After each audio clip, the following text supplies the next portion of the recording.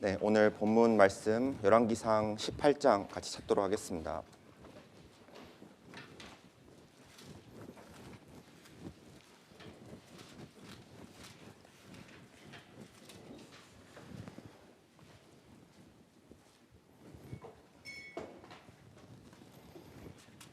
열왕기상 18장 21절 말씀과 30절, 31절 말씀을 각각 읽겠습니다. 먼저 21절 말씀입니다.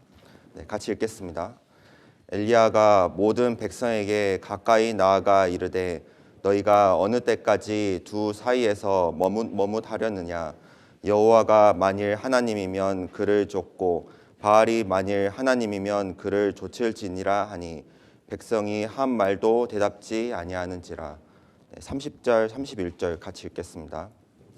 엘리야가 모든 백성을 향하여 이르되 내게로 가까이 오라. 백성이 다 저에게 가까이 오매 저가 무너진 여호와의 단을 수축하되 야곱의 아들들의 지파의 수요를 따라 12돌을 취하니 이 야곱은 여호와께서 옛적에 저에게 임하여 이르시기를 내 이름을 이스라엘이라 하리라 하신 자더라. 네, 오늘 제 3과 갈멜산의 대결에 대해서 같이 이제 공부를 하려고 합니다. 다 잘 아시는 또 말씀이기도 하고 해서 저희가 이제 내용에 대한 자세한 설명은 이제 개별적으로 이렇게 묵상을 해보시면서 이렇게 하시면 될 것 같습니다. 이 엘리야와 바알 선지자들의 이 대결은 성경에서 구약에서 가장 위대한 그런 승리 중에 하나로 이렇게 적혀져 있습니다. 우리가 이 본문 말씀을 통해서 많은 것들을 많은 관점에서 우리가 묵상을 해볼 수가 있습니다. 첫 번째로는 지난주에 배웠던 이제 엘리야의 훈련 과정, 그 그리 시냇가에서 훈련을 받는 엘리야의 모습을 보면서 어떻게 하면 승리하는 삶을 살 수 있는지 이걸 또 묵상해 볼 수가 있고, 또 한 가지는 이 구약 성경 말라기 4장에 보면 이제 예언 중에 선지 엘리야를 보내겠다라는 이제 예언의 말씀이 있잖아요. 그 예언의 말씀이 마태복음 11장에서 예수님께서 친히 세례 요한을이라고 이렇게 말씀을 해주셨습니다. 그래서 이 회개를 촉구하는 엘리야의 모습, 그리고 세례 요한과 연결을 시켜서 회개를 촉구하는 그런 삶을 살아야겠다라고도 교훈을 받을 수가 있을 것 같습니다. 자, 오늘은 이 갈멜산의 대결이니까 공과 주제가요.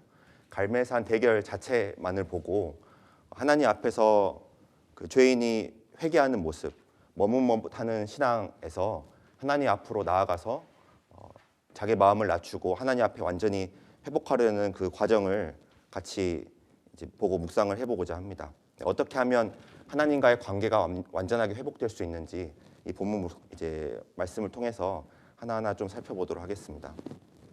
자, 먼저 배경을 간단하게 쭉 설명을 해드리면, 자, 열왕기상의 시작은 솔로몬의 이제 기름 부음, 다윗의 죽음, 그리고 지혜로운 마음을 구해서 부귀영화를 누리는 장면이 나오죠. 자, 그런데 솔로몬의 말년은 아시다시피 좋지가 않아서 나라가 두 쪽으로 갈리게 되었습니다. 그리고 오늘 이 배우는 이 본문 말씀은 북이스라엘의 7대 왕 아합 왕의 이제 지배를 받던 이제 북이스라엘이 이제 주 무대가 되잖아요. 자, 아시다시피 북이스라엘은 남유다와 다른 점이 선한 왕이 단 한 명도 없었습니다.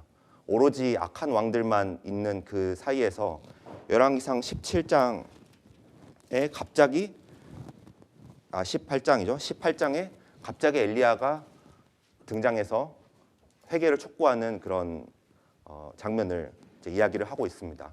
즉 전혀 이제 죄만 짓던 북이스라엘의 사람들에게 갑자기 나타난 선지자의 모습을 통해서 마치 이게 이제 흙 속의 진주 같은 그런 모습을 우리가 이제 볼 수가 있습니다. 자, 이때 아합 왕 당시 때 아시겠지만 그 일대 여로보암의 그 왕을 아주 가볍게 여길 정도로 극악한 왕이었습니다.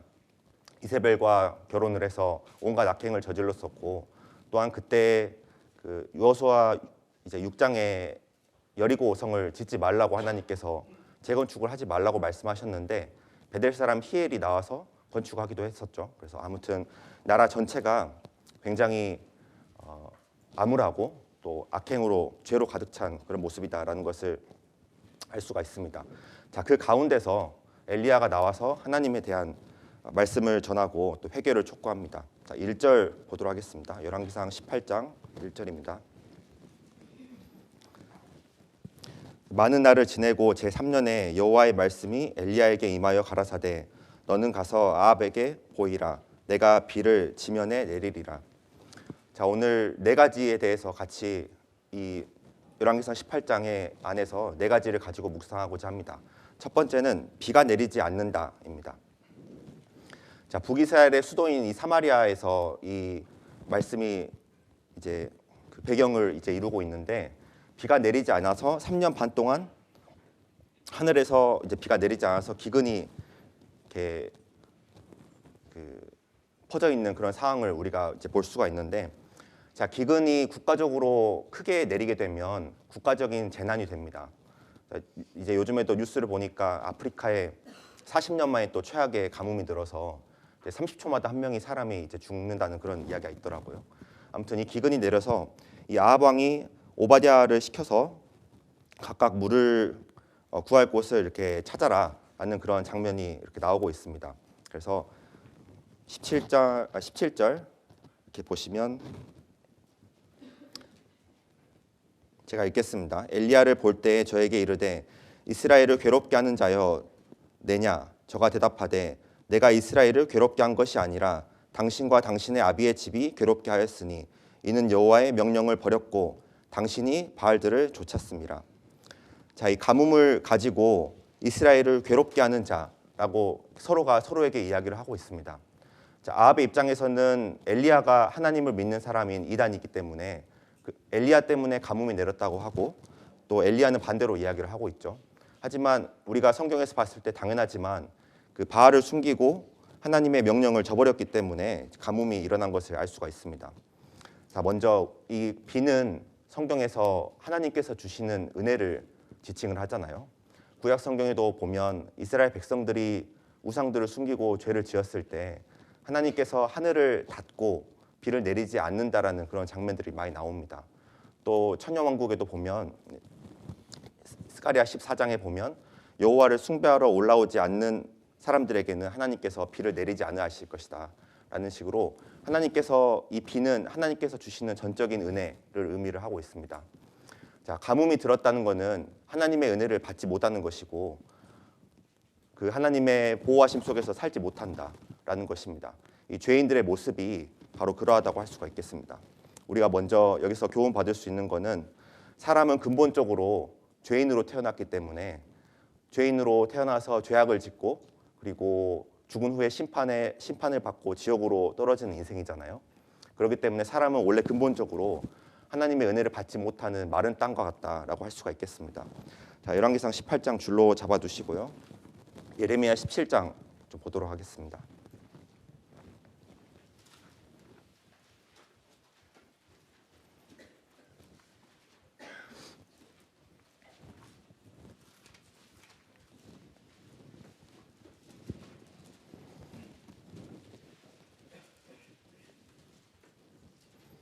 예레미야 17장 5절 6절입니다. 네, 5절 6절 같이 읽도록 하겠습니다. 나 여호와가 이같이 말하노라. 무릇 사람을 믿으며 혈육으로 그 권력을 삼고 마음이 여호와에게서 떠난 그 사람은 저주를 받을 것이라. 그는 사막의 떨기나무 같아서 좋은 일에 오는 것을 보지 못하고 광야 간조한 곳 건건한 땅 사람이 거하지 않는 땅에 거하리라.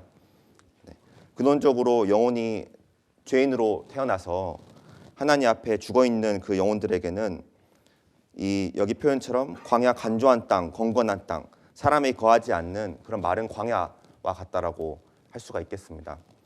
우리가 이 아합 왕이 가뭄이 들었을 때 그 오바댜 신하를 시켜서 물을 찾도록 하잖아요.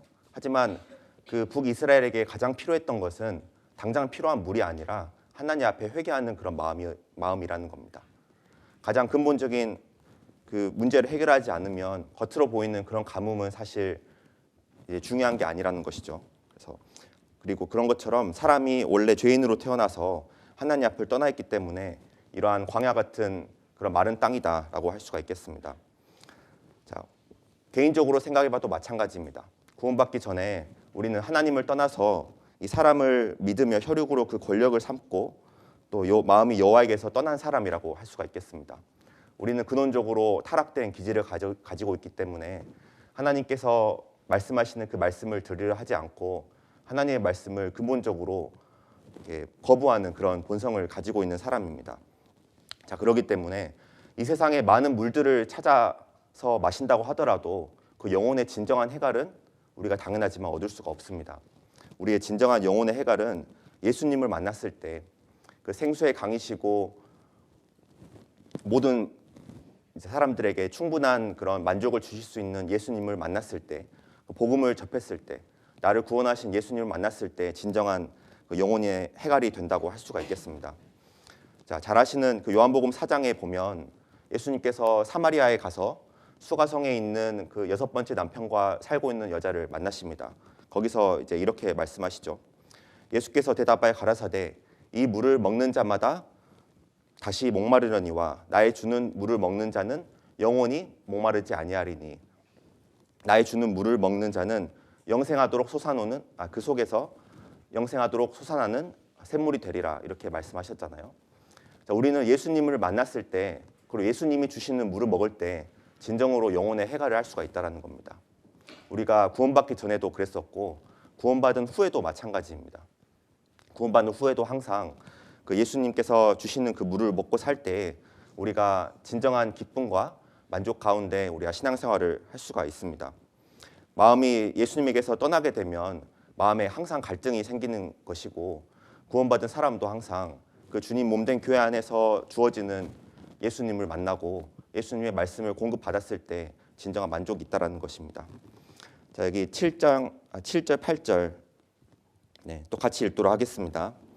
그러나 무릇 여호와를 의지하며 여호와를 의뢰하는 그 사람은 복을 받을 것이라. 그는 물가에 심기운 나무가 그 뿌리를 강변에 뻗치고 더위가 올지라도 두려워 아니하며 그 잎이 청청하며 가무는 해에도 걱정이 없고 결실이 그치지 아니함 같으리라. 자, 여호와를 의지하고 여호와를 의뢰하는 그 사람이 복을 받을 것이다. 이게 성경의 가장 핵심적인 그런 진리 중 하나입니다. 우리는 예수님을 마시고 먹을 때 진정한 만족을 얻을 수가 있다는 겁니다. 저 요한복음 7장에 예수님께서 친히 생수의 강이 되신다고 하셨잖아요.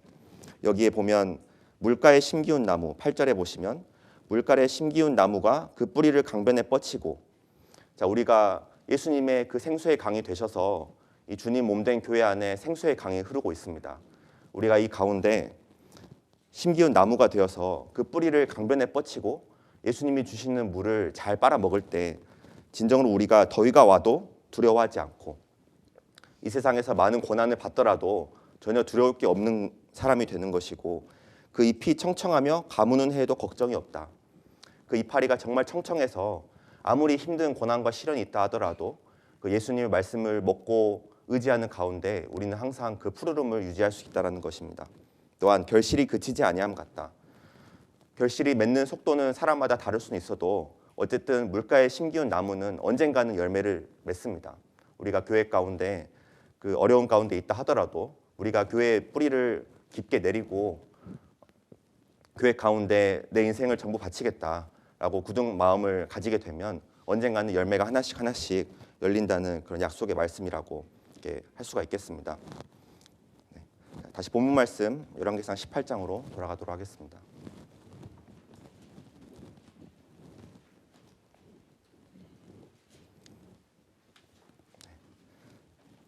자, 17절 다시 한번 보도록 하겠습니다. 엘리야를 볼 때 저에게 이르되 이스라엘을 괴롭게 하는 자여 내냐 이렇게 말씀하시죠. 자, 이스라엘을 괴롭게 하는 자. 이때 당시 하나님께서 이 북이스라엘에 가뭄을 주신 이유는 여러 가지가 있을 겁니다. 가장 큰 근원적인 원인은 북이스라엘의 사람들, 이스라엘 백성들을 회개시키기 위한 것이죠. 자, 그걸 이용해서 엘리야를 시험하기도 하셨지만 가장 근원적인 이유는 회개하기 위함입니다. 우리가 인생 가운데 구원받기 전에도 인생 가운데 많은 어려움과 고난과 그리고 고통과 아픔들이 있었지만 그걸 주신 이유는 뭐냐면 우리로 하여금 하나님께로 돌아오고 그리고 진리가 무엇이고 정말 인생의 중요한 목적이 무엇인지를 생각하게 하시려고 우리에게 구원을 주시기 위해서 주시는 그런 어려움들이라고 할 수가 있겠습니다. 또한 우리가 구원받은 후에도 이런 고난과 어려움들 주시는 것은 하나님께로 항상 마음을 돌이키고 하나님 중심의 삶을 살기를 원하시기 때문에 이런 어려움을 주신다라고 우리가 교훈을 받을 수 있을 것 같습니다. 네. 첫 번째, 이제 비가 내리지 않음에 대해서 같이 한번 생각을 해봤고요. 두 번째, 머뭇머뭇하는 신앙에 대해서 한번 보도록 하겠습니다. 자, 21절입니다.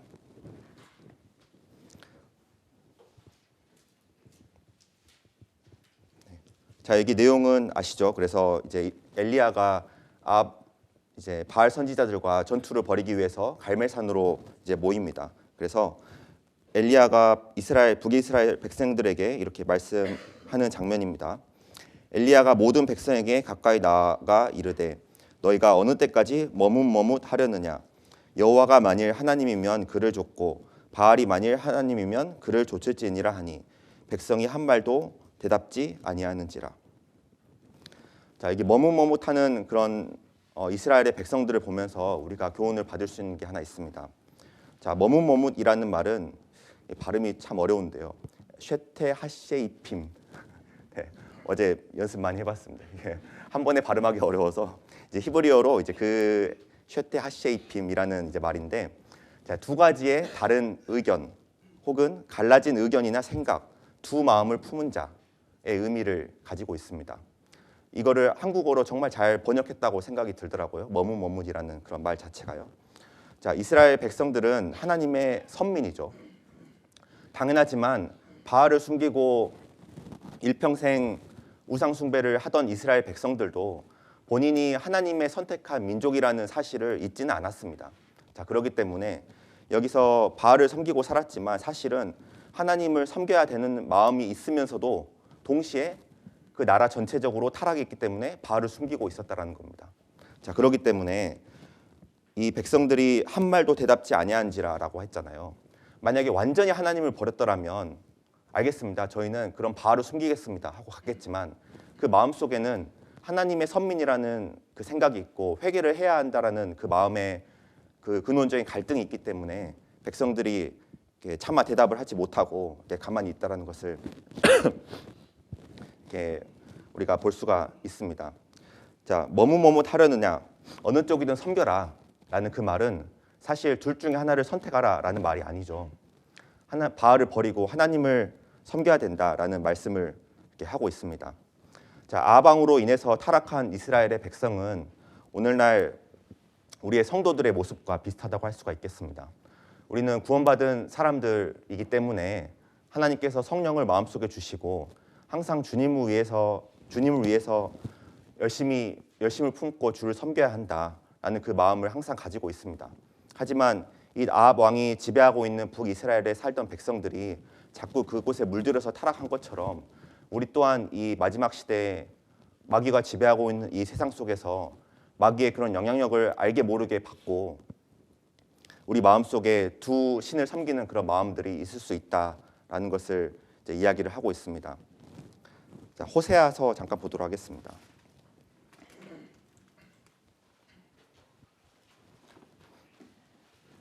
호세아 7장입니다.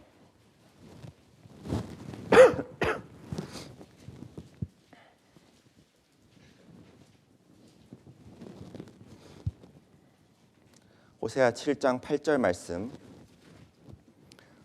8절 9절까지입니다. 같이 읽도록 하겠습니다. 에브라임이 열방에 혼잡되니 저는 곧 뒤집지 않은 전병이로다. 저는 이방인에게 그 힘이 삼키웠으나 알지 못하고 백발이 얼룩걸룩할지라도 깨닫지 못한도다. 네. 자, 하나님의 백성인 이스라엘이 열방과 혼잡됐다. 세상과 섞여서 살 때 하나님께서 이제 호세아 선지자를 통해서 이렇게 말씀을 하십니다. 에브라임이 열방에 혼잡되니 저는 뒤집지 않은 전병이로다. 제가 처음에 이 말씀을 보면서 이게 무슨 말이야 하고 한참을 이렇게 봤었는데, 자, 전병은 밀가루를 그 반죽해서 구워서 먹는 거잖아요. 마치 이제 부침개 같은 거라고 이제 이렇게 생각을 하시면 됩니다. 자, 밀가루를 반죽해서 화덕에다가 구우면 양면을 고르게 구워야 당연하지만 먹을 수가 있잖아요. 우리가 부침개를 먹을 때도 한 면만 구워서 먹지는 않잖아요. 양면을 잘 골고루 구워 먹지 않습니까? 자, 뒤집지 않은 전병이로다라고 말씀하시는 게 뭘까 생각해 보니까 한쪽은 정말 잘 구워서 잘 익었는데 한쪽은 전혀 익지 않은 차가운 상태라는 겁니다. 한쪽은 어쩌면 너무 과하게 익혀서 다 타버리는 전병이 되는 거고 다른 한쪽은 익지 않았기 때문에 반죽 그대로 차가워진 상태라는 겁니다. 자, 우리가 세상 가운데 살면서 마치 이런 뒤집지 않은 전병이 될 수 있겠다 그런 생각을 많이 합니다. 우리가 구원을 받았지만 아직 마음속에 죄성이 남아있고 육신이 연약하기 때문에 너무 많은 넘어짐 가운데서 우리는 살고 있죠.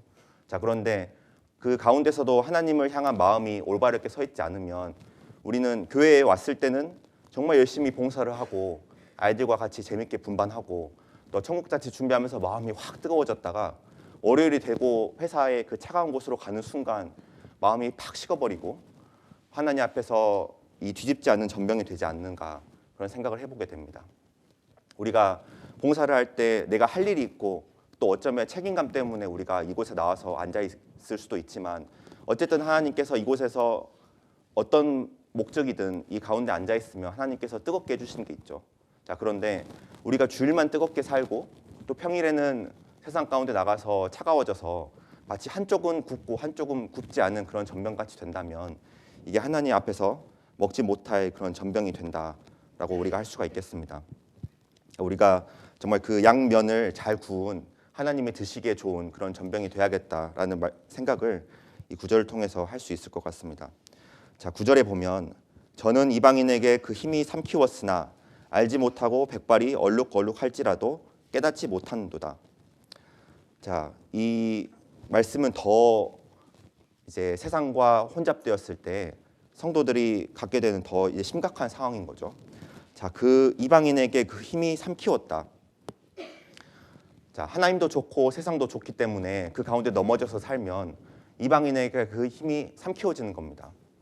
그리스도인으로서 전혀 힘을 발휘하지 못하고 그저 책임감 속에서 교회를 나오고 하나님 앞에 기쁜 마음이 없고 살아갈 수 있다라는 겁니다.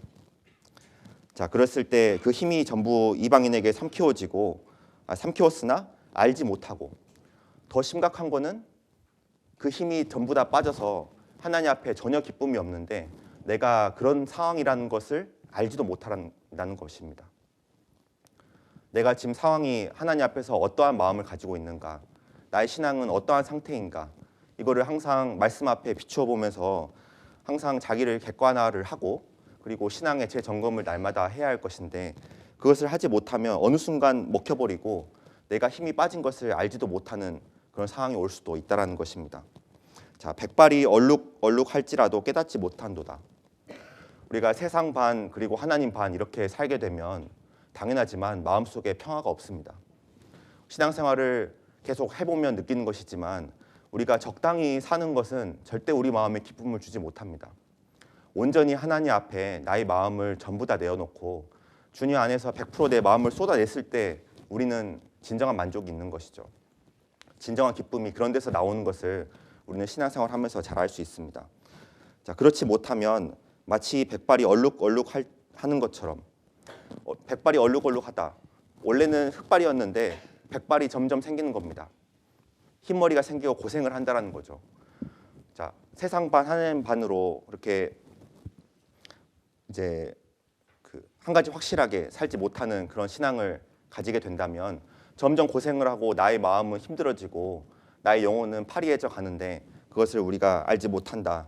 그것이 가장 그 세상과 열방과 혼잡되었을 때 올 수 있는 그런 가장 안 좋은 상황이라고 우리가 할 수가 있겠습니다.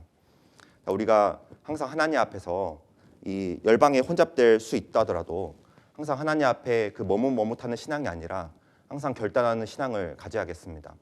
두 마음을 품으면 우리 마음은 항상 고생하기 마련이고 정말 한 가지 마음으로 하나님 앞에 나아갔을 때 하나님께서 우리 마음에 기쁨을 주시고 항상 주님 앞에 만족하는 행복한 그런 신앙생활을 할 수 있을 것이라 생각합니다. 자, 본문 말씀으로 돌아오겠습니다. 열왕기상 18장입니다.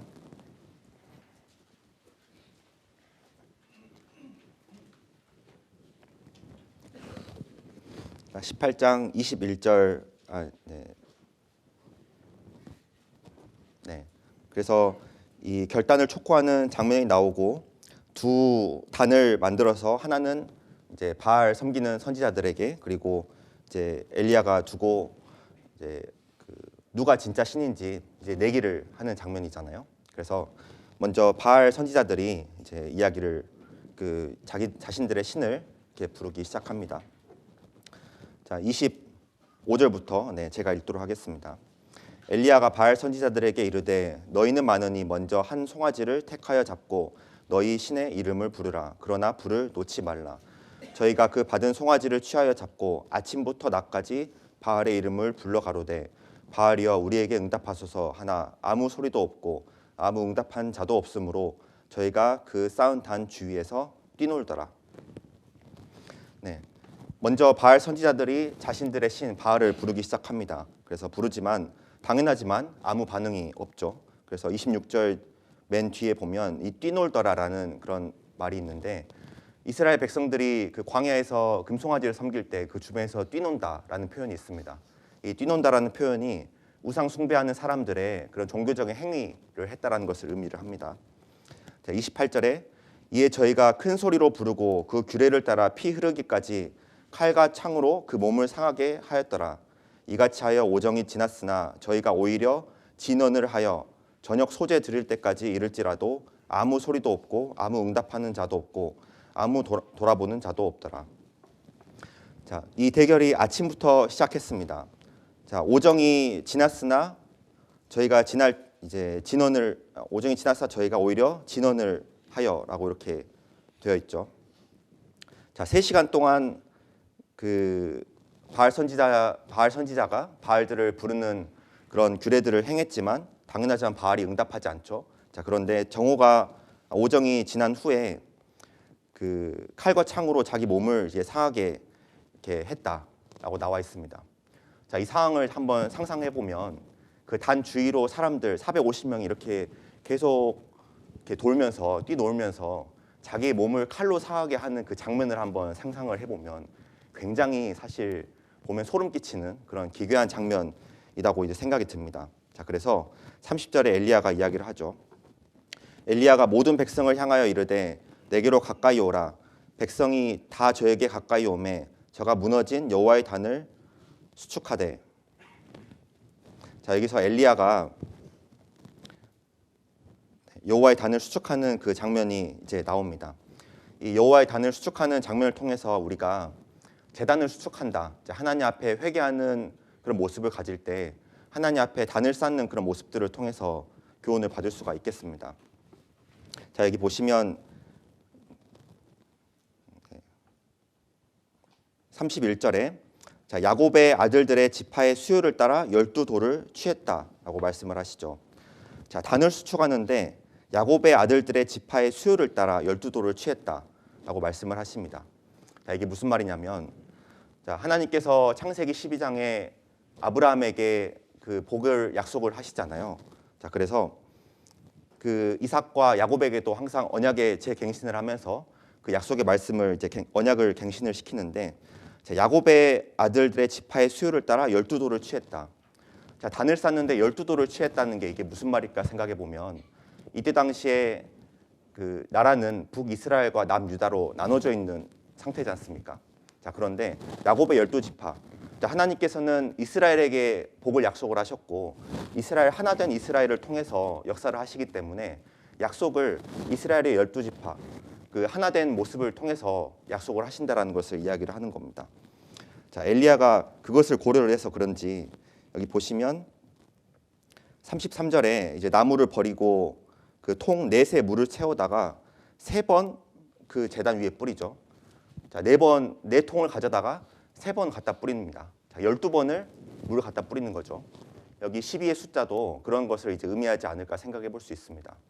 자, 우리가 하나님 앞에 나아갔을 때 다시 하나님 앞에 여호와의 단을 수축하고 하나님 앞에 회개하는 신앙을 가질 때 우리가 온전한 마음을 가져야 된다.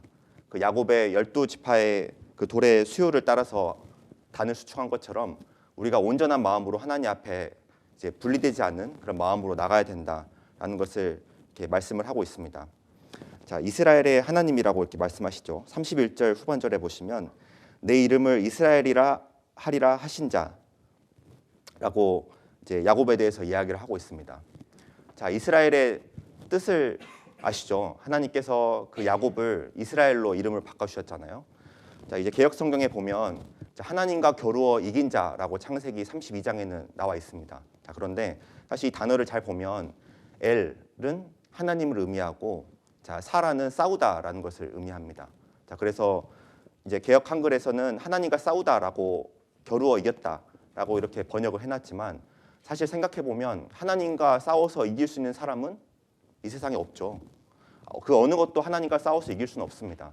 자, 정확한 번역은 하나님께서 나와 함께 싸워 주신다라는 것이 이제 이스라엘의 이제 원래 이제 그 성경에서 이제 의도하는 그런 의미인 겁니다. 자, 여기 보시면 내 이름을 이스라엘이라 하신 자, 그 야곱의 하나님에 대해서 이야기를 하면서 이 단을 수축을 하잖아요. 자, 그 이스라엘의 하나님, 이제 예를 들어서 나와 함께 싸워 주시는 그 하나님에 대해서 이야기를 하는 장면이 다윗이 골리앗을 향해서 나아갈 때도 같은 이야기를 합니다. 자, 나는 만군의 이스라엘의 하나님 여호와의 이름을 의지해서 너에게 나아간다. 거기서도 이스라엘이란 말이 나오거든요. 자, 그러니까 이스라엘은 하나님과 함께 하나님 나와 함께 싸워 주신다라는 것을 이제 의미를 합니다. 자, 이 단을 수축할 때 하나님께서 나와 함께 싸워 주신다. 내가 넘어져 있더라도 내가 하나님 앞에서 회개해야 할 신앙을 갖고 있다 하더라도 하나님께서 나와 함께 싸워주시는 하나님이시기 때문에 내가 하나님의 이름을 의지하고 단을 수축하고 하나님 앞에 나아갈 수 있다라는 교훈을 우리가 받을 수가 있습니다. 자, 야곱의 하나님에 대해서 이제 이야기를 하셨기 때문에 잠깐 보도록 하겠습니다. 창세기 35장입니다.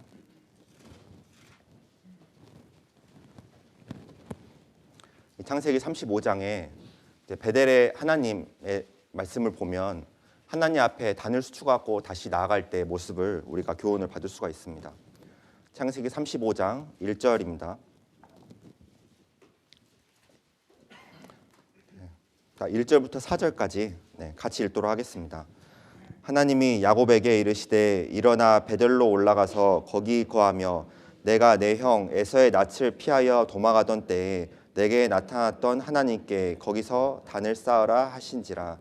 야곱이 이에 자기 집 사람과 자기와 함께한 모든 자에게 이르되 너희 중에 이방 신상을 버리고 자신을 정결케 하고 의복을 바꾸라. 우리가 일어나 베델로 올라가자. 나의 환난 날에 내게 응답하시며 나의 가는 길에서 나와 함께 하신 하나님께 내가 거기서 단을 쌓으려 하노라 하매 그들이 자기 손에 있는 모든 이방 신과 자기 귀에 있는 고리를 야곱에게 주는지라. 야곱이 그것을 세겜 근처 상수리 나무 아래 묻고 1절 보시면 일어나 베델로 올라가서 하나님을 만났던 곳으로 가서 단을 쌓자라고 이렇게 말씀을 하시죠. 자, 그래서 2절에 보면 이방 신상을 버리고 자신을 정결케 하고 의복을 바꾸라. 자, 베델에서 만났던 하나님을 다시 만나러 갈 때에는 이방 신상, 자기 마음속에 있는 그런 우상들을 전부 다 버리고 자신을 정결케 하고 자신을 하나님 앞에서 나아갈 때 말씀과 기도로 정결케 될 수 있잖아요. 정결케 하고 의복을 바꾸라. 내가 세상의 옷들을 입고 있었더라면 내가 그것을 다시 벗고 다시 하나님의 옷, 그리스도의 옷으로 다시 옷을 입고 나아가야 한다라는 것입니다. 3절에 베델로 올라가자. 나의 환난 날에 응답하시며 나의 가는 길에서 나와 함께 하신 하나님께서 내가 거기서 단을 쌓으려 하노라. 자, 베델로 올라가서 창세기 32장에 보면 야곱이 베델에서 하나님을 만났잖아요. 사닥다리가 하늘 끝에 닿고 천사가 오르락 내리락 하는 것을 봤습니다. 자, 뭐냐면 우리가 하나님 앞에 회개할 때 그 사닥다리는 예수님을 의미하잖아요. 그 예수님 앞에서 나를 구원하신 그 예수님의 피를 생각하면서 우리의 마음을 다시 깨끗하게 해야 된다라는 것을 의미를 하고 있습니다.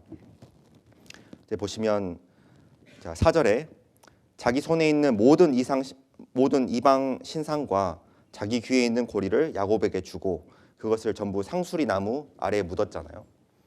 자, 나무 아래에 묻는다. 더 이상 그 옛것을 쫓지 않고 나의 모든 우상과 그리고 나의 귀걸이, 세상의 화려한 것들을 내가 추구하고 살았다 하더라도 그 모든 것들을 가져다가 나무 아래 묻고 더 이상 이것을 따르지 않겠다라고 결심을 하는 것입니다. 우리가 하나님 앞에 단을 수축하고 나를 구원해 주신 예수님 앞에 나아가서 나의 마음을 새롭게 할 때 나의 모든 것들, 이제까지 나의 발목을 붙잡고 있던 모든 신앙을 방해하고 있던 모든 것들을 그 나무 아래 묻고 마음을 새롭게 해야 된다라고 우리가 교훈을 받을 수가 있겠습니다. 십자가의 도가 멸망하는 자들에게는 미련한 것이요 구원을 얻는 우리에게는 하나님의 능력이라 라고 고린도전서 1장 18절에 말씀하시잖아요. 우리가 아무리 세상 속에서 살고 그 속에서 넘어지고 힘든다 하더라도 하나님의 그 십자가의 도가 있기 때문에 구원을 얻는 우리에게는 하나님의 능력이 될 수 있기 때문에 능력이 되기 때문에 우리는 그 십자가를 다시 붙잡고 하나님 앞에 나아가서 하나님을 만나고 그 앞에 단을 쌓고 회개를 해야 된다라고 우리가 교훈을 받을 수가 있겠습니다.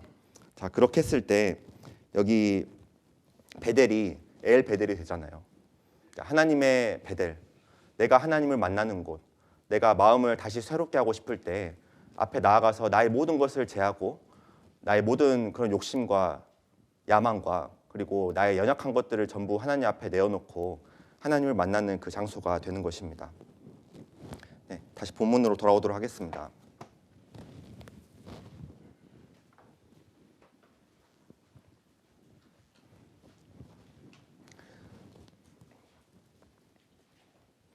네, 그리고 잘 아시는 것처럼 이제 엘리야와 바알 선지자가 이제 내기를 하고 싸움을 했을 때, 자, 엘리야가 하나님 앞에 이제 부르짖을 때 하나님께서 불을 내려주시는 그런 장면을 우리가 볼 수가 있습니다. 자, 36절부터 제가 읽도록 하겠습니다. 저녁 소재 드릴 때 이르러 선지자 엘리야가 나아가서 말하되 아브라함과 이삭과 이스라엘의 하나님 여호와여 주께서 이스라엘 중에서 하나님이 되심과 내가 주의 종이 됨과 내가 주의 말씀대로 이 모든 것을 행하는 것을 오늘날 알게 하옵소서. 여호와여 내게 응답하소서. 내게 응답하소서. 이 백성으로 주 여호와는 하나님이신 것과 주는 저희의 마음으로 돌이키게 하시는 것을 알게 하옵소서 하매 이에 여호와의 불이 내려서 번제물과 나무와 돌과 흙을 태우고 또 도랑의 물을 핥은지라. 자, 엘리야가 하나님 앞에서 회개하는 신앙을 이스라엘에게 회개하는 그 신앙을 촉구를 하고 하나님께 기도를 드립니다. 그래서 37절에 보시면 주 여호와 중반부에 보시면요. 주 여호와는 하나님이신 것과 자, 바알이 하나님이 아니라 주 여호와, 여호와는 하나님의 이름이잖아요. 여호와만이 하나님이신 것과 그리고 주는 저희의 마음으로 돌이키게 하시는 것을 알게 하옵소서. 자, 그 하나님 앞에 나아갔을 때 하나님께서 우리의 마음을 돌이키게 하시는 것을 알려주십시오. 그러니까 그 제단에 응답하셔서 하나님께서 정말 하나님이 여호와가 하나님이고 바알이 하나님이 아니라는 것을 보여주십시오라고 기도를 하는 것입니다. 자, 그때 38절 보시면 여호와의 불이 내려서 그 모든 것을 태웠다라고 이렇게 말씀을 하시죠. 자, 불이 내리는 것은 성경에 하나님께서 응답하시는 방법으로 많이 사용을 하셨습니다. 자, 레위기 9장에 보면 아론 대제사장이 첫 제사를 드릴 때 하나님께서 연락하셔서 불을 내리셨고요. 자, 역대상 21장에도 보면 그 인구조사에서 하나님 앞에 벌을 받고 그 백성들 7만 명을 죽이셨을 때 다윗이 하나님 앞에 다시 회개하는 제사를 드리고 하나님께서 불을 내려주셨습니다.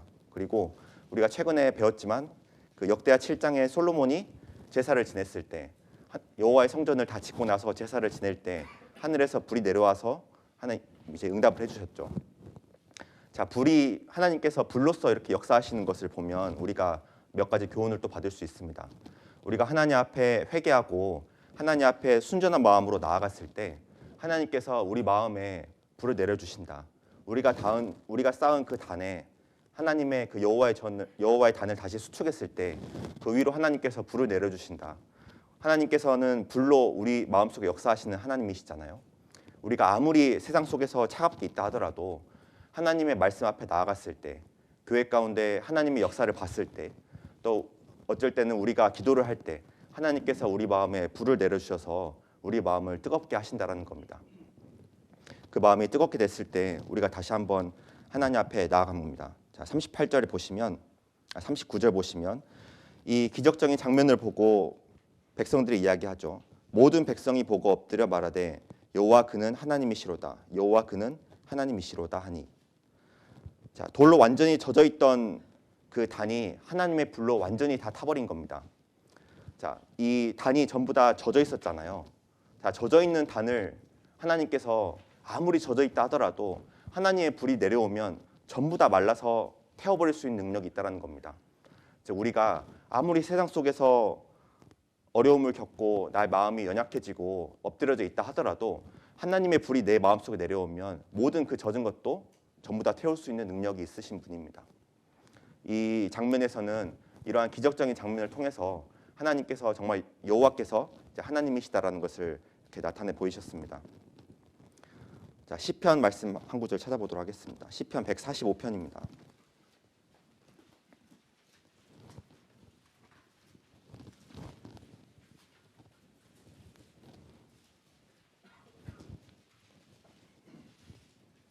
시편 145편 18절 19절 말씀입니다. 네, 같이 읽도록 하겠습니다. 여호와께서는 자기에게 간구하는 모든 자 곧 진실하게 간구하는 모든 자에게 가까이 하시는도다. 저는 자기를 경외하는 자의 소원을 이루시며 또 저희 부르짖음을 들으사 구원하시리로다. 네, 자, 하나님께서는 자기에게 간구하는 모든 자, 진실하게 간구하는 모든 자를 가까이 하셔서 그 마음속에 불을 내려주시고 다시 한번 일어나서 하나님을 위해서 살 수 있는 마음을 주실 수 있는 분이십니다. 그리고 자기를 경외하는 자의 소원을 이루시고 부르짖음을 들으사 구원하시는 자이시죠. 자, 죄인이었을 때는 하나님께 나아갔을 때 우리가 구원을 받는 것이고 구원받은 후에도 우리가 하나님 앞에 행여나 나의 마음이 연약하고 육신이 연약해서 넘어질 때가 있다고 하더라도 다시 한번 하나님 앞에 나아가고 다시 한번 여호와의 단을 수축해서 하나님 앞에 부르짖으면 하나님께서 불을 내려주시고 우리의 마음을 회복시켜 주신다라고 우리가 교훈을 받을 수가 있겠습니다. 네, 자, 다시 본문 말씀으로 돌아오도록 하겠습니다. 자, 마지막으로 바알의 선지자를 전부 다 죽이라는 장면을 통해서 이제 교훈을 받도록 하겠습니다. 40절 보시면 엘리야가 저에게 이르되 바알의 선지자를 잡되 하나도 도망하지 못하게 하라 하매 곧 잡은지라. 엘리야가 저희를 기손 시내로 내려다가 거기서 죽이니라. 자, 하나도 도망하지 못하게 하라. 우리가 하나님 앞에 회개했을 때 우리가 해야 될 것 하나가 있습니다. 자, 회개하는 그런 마음, 하나님 앞에 온전해지고 싶은 그 마음을 가졌을 때 우리는 마음에 바알 선지자를 전부 다 죽여야 된다는 겁니다. 자, 하나라도 남겨 있으면 어떻게 될까요? 나중에 다시 우리 마음을 틈타서 들어올 겁니다. 그죠? 마귀는 우리가 어디가 연약하고 무엇을 가장 이렇게 어려워하는지 잘 알기 때문에 우리의 마음속에 모든 것을 다 제해야만 마귀가 다시 틈타지 않을 수 있다는 겁니다. 하나라도 그 바알 선지자 하나라도 남겨놓으면 분명히 그 바알 선지자가 다시 이스라엘을 충동질해서 바알을 섬기게 할 것이기 때문에 하나도 도망하지 못하게 하라. 우리 마음속에 하나님을 향한 마음을 가질 때 그 마음에 불순물 같은 것이 있다면 이거 하나는 정말 남겨두고 싶은 그런 것들이 있을 수 있잖아요. 다 내려놓고 싶은데 다 포기할 수 있지만 이거 하나는 내가 집에서 하고 싶다. 그러면 자기의 작은 그런 취미 생활일 수도 있고 그런 아무 생각 없이 하는 그런 핸드폰을 들여다보는 걸 수도 있고 각각 개인에게 마귀가 이렇게 공격하는 것들이 있을 수 있습니다. 자, 그런데 하나도 도망하지 못하게 하라. 단 하나라도 남겨두면 분명히 마귀가 다시 와서 우리의 마음을 공격하고 그 틈을 볼 것이기 때문에 우리가 하나님 앞에 회개하는 신앙을 가졌을 때 하나님 앞에 온전하고 순전하게 나가야 할 것을 이렇게 이야기를 하고 있습니다. 자, 갈멜살 전투 내용 이렇게 쭉 전체적으로 보면서 우리가 교훈을 받을 수 있는 것은 그렇게 타락했던 북이스라엘의 백성들 앞에서 하나님 앞에 회개를 촉구했던 엘리야의 모습이 있었습니다. 자, 그 엘리야의 모습, 하나님 앞에 어떠한 모습으로 나아갔을 때 하나님께서 받아주시는지, 자, 야곱의 12지파의 그 돌의 수요를 따라서 정말 분리되지 않고 온전히 하나가 된 그 마음을 가졌을 때 하나님 앞에 나아가서 우리가 회복을 할 수가 있다. 바알 선지자 하나도 남겨서는 절대 안 된다는 그런 말씀입니다. 우리가 하나님 앞에 더욱더 순전하고 더욱더 온전한 마음으로 이렇게 나아가야겠습니다. 자, 2024년 다시 우리에게 교사라는 직분을 허락해 주셨습니다. 저도 이제 교사 봉사를 오랫동안 해왔기 때문에 절대 이 봉사가 쉽지 않다라는 것을 저도 잘 알고 있습니다. 하지만 그 어려움 가운데서도 심지어 육신으로 정말 편하고 쉬고 싶은 그런 마음이 많이 들잖아요. 주일이 되면. 자, 그런데 이렇게 나와서 여기서 아이들을 보면서 봉사하고 아이들을 위해서 하나라도 더 알려주고자 하는 그런 마음들 하나님께서 분명히 귀히 보시고 그 마음에 어려움이 있다 하더라도 하나님께서 다 채워주실 겁니다. 자, 또한 가장 중요한 또 천국잔치가 이제 2월 달에 계획되어 있지 않습니까? 봉사하는 그 천국잔치 준비하는 거 정말 많은 수고와 또 희생이 따를 것입니다. 하지만 그 가운데 마음을 정말 순전히 해서 하나님 앞에 나아가면 그 모든 것들을 쓰셔서 많은 우리 아이들이 구원을 받을 수 있을 것입니다. 네, 자, 기도하겠습니다.